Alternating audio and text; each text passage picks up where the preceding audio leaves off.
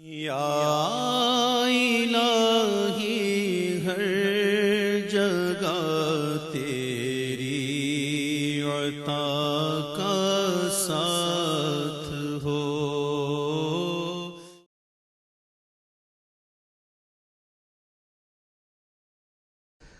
کل میں نے اشارہ کر دیا تھا کہ قرآن حکیم میں سورۃ البلد کے بعد 4 جو سورتیں ہیں ان کو ایک مشترک عنوان ان کے لیے میں نے تجویز کیا ہے 4 سورہ نور و ظلمت۔ ان 4 سورتوں کے شروع میں قسمیں ہیں، چنانچہ پہلی سورت میں قسموں کا حصہ بہت بڑا ہے، جیسے ہم نے پہلے دیکھا تھا سورہ تکویر میں اذا الشمس کورت سے چل کر 13 آیتیں چلی تھی، اور اس کے بعد ایک آیت آئی تھی جس پر کہ ان سب چیزوں کو جا کر پھر مرکوز کیا گیا، علمت نفس ما احضرت۔ لیکن سورہ انفطار میں صرف 4 آیتوں کے بعد وہ مضمون آیا اور زیادہ کھل گیا۔ وہی ترتیب یہاں ہے۔ اس میں یہ دیکھیے کہ 8 آیتیں آئیں گی کہ جس میں قسمیں ہیں، اور 2 آیتوں میں پھر جواب القسم ہے، کس بات پر قسم کھائی گئی ہے، اور وہ بڑا مرکزی مضمون ہے، بنیادی مضمون ہے۔ اگلی صورت میں سورۃ اللیل میں قسموں والا حصہ کم ہو جائے گا اور وہ بنیادی مرکزی مضمون مزید کھلے گا۔ پھر اس میں سے جو ایک پہلو ہے اس مضمون کا وہ پھر اپنے نقطۂ عروج کو پہنچے گا سورۃ الضحیٰ میں۔ اس طرح تدریجاً یہ مضمون آگے بڑھ کر مکمل ہو رہا ہے۔ والشمس وضحاها، قسم ہے سورج کی اور اس کی دھوپ کی۔ والقمر اذا تلاها، اور قسم ہے چاند کی جبکہ وہ اس کے پیچھے آتا ہے۔ تلاہا، تلا یتلو، پیچھے آنا، فالو کرنا۔ قرآن مجید کی تلاوت کا لفظ بھی اسی لیے، پڑھنے کے لیے تلاوت کیا ہے کہ آپ اس کے ٹیکسٹ کو فالو کر رہے ہوتے ہیں۔ بسا اوقات انگلی بھی ساتھ چلتی ہوتی ہے، جو زیادہ ماہر نہیں ہوتے ان کو دیکھا ہوگا کہ وہ کہیں ایسا نہ ہو کہ اس سطر کو چھوڑ کے اس پہ آ جائے، انگلی ساتھ چلاتے ہیں۔ اور اسی سے پھر یہ کہ اس کا اس قدر معنی پیدا ہو گئے کہ قرآن مجید پڑھنے کا جو حقیقی مقصد ہے اسے فالو کرنا ہے، اس پر عمل کرنا ہے، اس کا اتباع کرنا ہے۔ اس اعتبار سے بہترین لفظ جو ہے وہ اختیار کیا گیا، لیکن لغوی معنی اس کی کیا ہے؟ کسی کے پیچھے آنا۔ تو قسم ہے سورج کی اور اس کے دھوپ چڑھنے کی، اور قسم ہے چاند کی جبکہ اس کے پیچھے آتا ہے۔ والنہار اذا جلاھا، اور قسم ہے دن کی جبکہ وہ اس کو روشن کر دیتا ہے۔ اگرچہ شکل تو یہ ہے کہ سورج سے دن روشن ہوتا ہے، لیکن یہاں اس میں بہت لطیف نکتہ پیدا کیا ہے کہ دن ہوتا ہے تو ہمیں سورج نظر آتا ہے، تو گویا کہ دن نے سورج کو نمایاں کیا ہے۔ اس لیے کہ آگے اس کا ہم بدن آ رہا ہے واللیل اذا یغشاھا، اور قسم ہے رات کی جبکہ وہ اس کو یعنی سورج کو ڈھانپ لیتی ہے۔ سورج کو رات نے ڈھانپ لیا، دن نے گویا کہ اس کو نمایاں کر دیا۔ والسماء وما بناھا، اب دیکھیے جوڑے جوڑے آ رہے ہیں یہ، سورج اور چاند، دن اور رات۔ والسماء وما بناھا، اور قسم ہے آسمان کی اور جو اسے بنایا، تعمیر کیا۔ والارض وما طحاھا، اور قسم ہے زمین کی جبکہ اس کو پھیلا دیا، بچھا دیا، بچھونا بنا دیا۔ والنفس وما سواھا، اور قسم ہے نفس انسانی کی اور جو اس کو بنایا اور درست کیا، اس کو نک سک سے درست کیا، اس کا تسویہ کیا، اس کو سنوارا۔ فَأَلْهَمَهَا فُجُورَهَا وَتَقْوَاهَا، یہاں تک کہ اس کے اندر نیکی اور بدی کا علم الہامی طور پر رکھ دیا، الہام کر دیا اسے، اس کا فجور بھی اور اس کا تقویٰ بھی۔ اب یہاں قسم کھائی گئی قد افلح من زکاھا وقد خاب من دساھا، جس نے بھی اپنے نفس کو پاک کر لیا وہ کامیاب ہو گیا، اور جس نے اسے مٹی میں دفن کر دیا وہ ناکام ہو گیا۔ اصل مضمون یہ ہے مرکزی 2 آیات کہ انسان کے پاس کوئی ایک امانت ہے، اس کا ایک نفس ہے جو اللہ نے اسے دیا ہے۔ اس نفس کو جس نے پاک کر لیا، سنوار لیا، بنا لیا، جس کے لیے ہم مختلف الفاظ استعمال کرتے رہے ہیں، تعمیر سیرت، تعمیر خودی، کریکٹر بلڈنگ، ایک انسان اپنی شخصیت کو بناتا ہے۔ تو جس نے تو صرف بنانا، لیکن اس کے علاوہ پاک کرنا، بنانا اس معنی میں کہ تمام رذائل سے اس کو پاک کیا جائے اور فضائل سے اسے سنوارا جائے، اسے منور کیا جائے، مزین کیا جائے۔ تو جس نے اپنے نفس کو پاک کر لیا، مزین کر لیا، فضائل سے مرصع کر لیا، مسجع کر لیا، وہ کامیاب ہو گیا۔ خواہ یہاں پر اس کے پاس جائیداد نہ بنی ہو، دولت اس کے پاس جمع نہ ہوئی ہو، دنیا والے اس کو جانتے بھی نہ ہو، وہ غیر معروف آدمی ہو، کچھ بھی ہو، یعنی ایک معیار ہے کامیابی ناکامی کا جو ہم لوگوں کے سامنے رہتا ہے۔ کامیاب کون ہے؟ زیادہ پیسے والا، زیادہ دولت والا، جو زیادہ پروفیشن میں شائن کر گیا، بزنس میں آگے نکل گیا، کسی بھی اعتبار سے۔ لیکن اس میں ذرا قد افلح من زکاہا، اصل میں کامیابی اور فلاح تو اس کی ہے۔ اور یہ فلاح کے لفظ پر ہم غور کر چکے ہیں سورہ مومنون کے شروع میں، کہ یہی جو انسان کی اندرونی شخصیت ہے، انا یا خودی جسے ہم کہتے ہیں سیلف، جس کو کہ پروفائڈ نے سیلف قرار دیا ہے، اس سیلف کو اپنی اڈ اور لیبیڈو کے تسلط سے آزاد کرانا اور پھر اس کو بلڈ کرنا، اس کو ڈیولپ کرنا، تعمیر خودی، یہی علامہ اقبال کا فلسفہ ہے۔ تو یہ ایسے ہی ہے کہ جیسے کہیں خزانہ تھا، آپ نے کھود کر اس میں سے خزانہ نکالا، تو یہ ہمارا سیلف جو ہے، ہماری خودی جو ہے، یہ بھی در حقیقت ہمارے اس حیوانی وجود کے اندر دفن ہے۔ اس حیوانی وجود کے اندر سے اس کو برآمد کرنا، جیسے کہ آم کی گٹھلی پھٹتی ہے تو اس میں سے 2 پتے نکلتے ہیں تو اس سے آم کا درخت بننا شروع ہوتا ہے۔ اسی لیے وہ جو میں نے آپ کو وہ اس کا اپنشد کا جملہ بھی سنایا تھا کہ man is in his ignorance identifies himself with the material sheets which encompass his real self۔ اصل خودی، اصل انا، اصل میں وہ کون ہے؟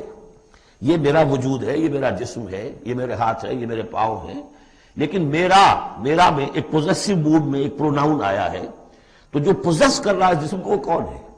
وہ ایک اس کی اندرونی لطیف شخصیت ہے، اسے انا سے، خودی سے، سیلف سے تعبیر کرتے ہیں، اور در حقیقت وہ عبارت ہے اس روح سے کہ جو اللہ تعالیٰ نے پھونکی ہے اس میں، وَنَفَخْتُ فِيهِ مِن رُوحِي۔ تو اس مٹی کے ڈھیر میں اس روح کو ڈالا گیا ہے، اس کو برآمد کرنا اور اس کو بنانا اور سنوارنا، یہ ہے اصل کام انسان کا۔ جو اس میں کامیاب ہو گیا وہ کامیاب ہو گیا۔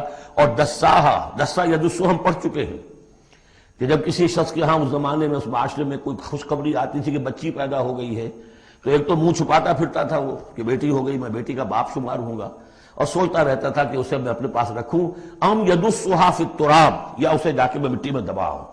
تو دسا یدسو، دبا دینا۔ تو یہ ہے کہ جس نے اپنی اس خودی کو اسی حیوانی وجود میں دبا دیا، ختم کر دیا، قد خاب من دساہا، وہ ناکام ہو گیا۔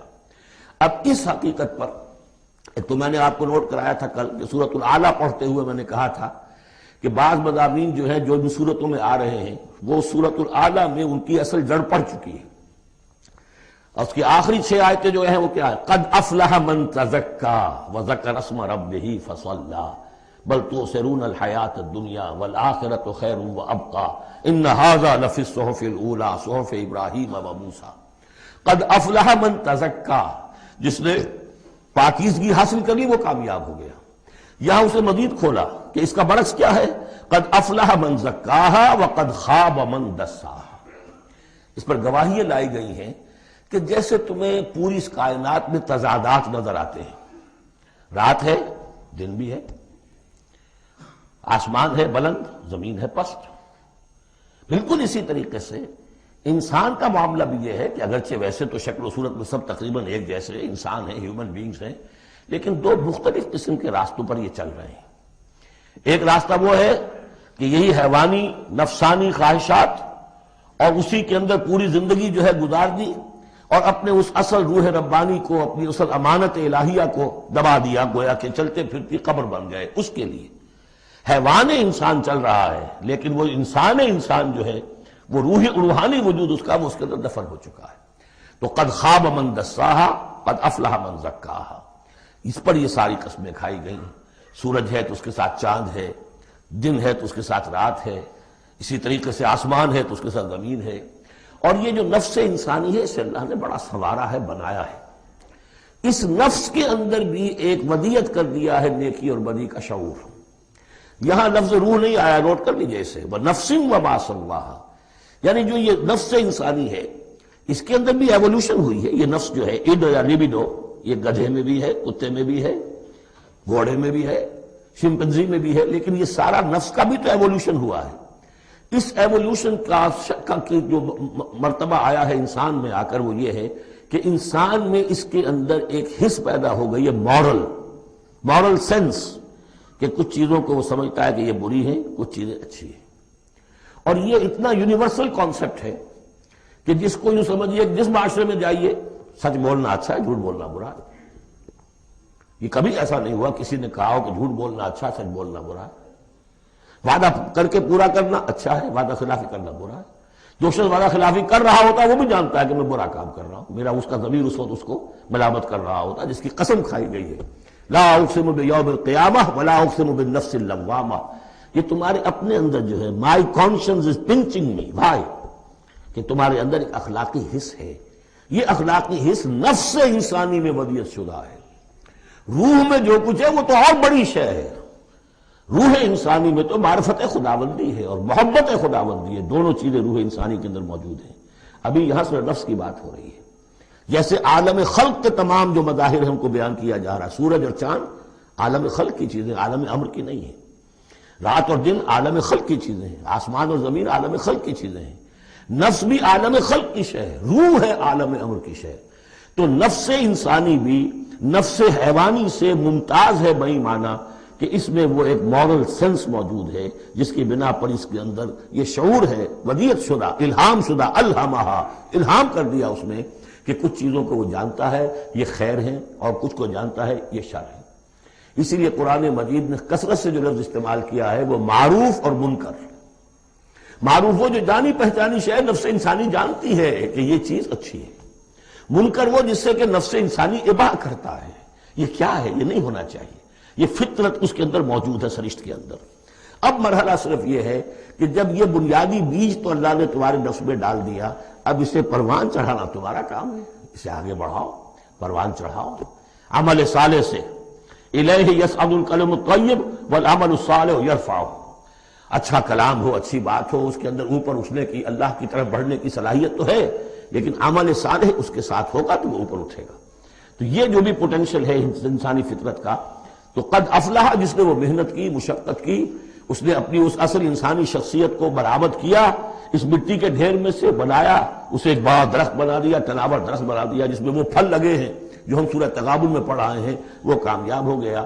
اور جس نے اس کو دبائے رکھا وہ مٹی ہی کی زندگی میں، اور جو جسمانی وجود ہے اسی کے تقاضوں کو پورا کرنے میں لگا رہا، وہ غائب ہو گیا، ناس۔ اس کے بعد یہ کہ یہ معاملہ جس طرح انڈیویجولز کا ہوتا ہے ایسے ہی کسی معاشرے کا بھی ہوتا ہے۔ معاشرے میں بھی کچھ لوگ ہوتے ہیں کہ جو خیر کی طرف بلانے والے، کچھ ہوتے ہیں کہ جو بدی کی طرف بلانے والے، جس طریقے سے فرد کے اندر موجود ہے اسی طریقے سے پھر اس کے اندر بھی اگر ایک قوم کا اجتماعی ضمیر جو ہے وہ زندہ رہے اور امر بالمعروف نہی عن المنکر کا فریضہ وہاں سر انجام دیا جاتا رہے تو معاشرے کی خیر ہوگی۔ اور اگر اخلاقی حزب بحیثیت مجموعی اس درجے کمزور ہو جائے کہ قوم کا اجتماعی ضمیر مردہ ہو جائے اور پھر اسے حصی نہ رہے، وائے ناکامی متائے کارواں جاتا رہا، کارواں کے دل سے احساس زیاں جاتا رہا، وہ احساس ہی نہ رہے اجتماعی سطح پر کہ یہ بدی ہے اور یہ برا کام ہے، یہ منکر ہے، تو پھر وہ تباہ ہوتی ہے۔ اس کی ایک مثال دی ہے، کذبت ثمود بتغواہا، قوم ثمود نے بھی جھٹلایا تھا اپنی سرکشی کے باوجود۔ اذ انبعث اشقاہا، جب ان کا جو سب سے شقی انسان تھا وہ کھڑا ہوا اور اس نے پھر اونٹنی کو جو اللہ تعالیٰ نے بطور معجزہ دی تھی اس نے ہلاک کر دیا۔ قال لهم رسول اللہ ناقۃ اللہ وسقیاہا، ان سے کہہ دیا تھا اللہ کے رسول نے کہ دیکھو یہ اللہ کی اونٹنی ہے اور اس کا پانی پینے کی جو باری کا دن ہے اس میں کوئی گڑبڑ پیدا نہ کرنا۔ فکذبوہ فعقروہا، انہوں نے اسے جھٹلا دیا اور اس کی کونچیں کاٹ ڈالی۔ فدمدم علیہم ربہم بذنبہم، تو الٹ پڑا اللہ تعالیٰ کی طرف سے ان پر عذاب ان کے گناہ کی پاداش میں، فسواہا، اللہ نے سب کو برابر کر دیا۔ ولا یخاف عقباہا، اور اللہ تعالیٰ کو اس کا کوئی ڈر نہیں کہ اس کا کیا نتیجہ نکلے گا، اس کی مخلوق تھی انہوں نے ختم کر دیا اور مخلوق کو وہ لے آئے گا۔ تو انفرادی اور پھر اجتماعی ان دونوں چیزوں کو اس صورت کے اندر جمع کر دیا گیا۔ اب یہاں سے جو مضمون شروع ہوا ہے اب دیکھیے اگلی صورت میں کھلے گا۔ یا الہی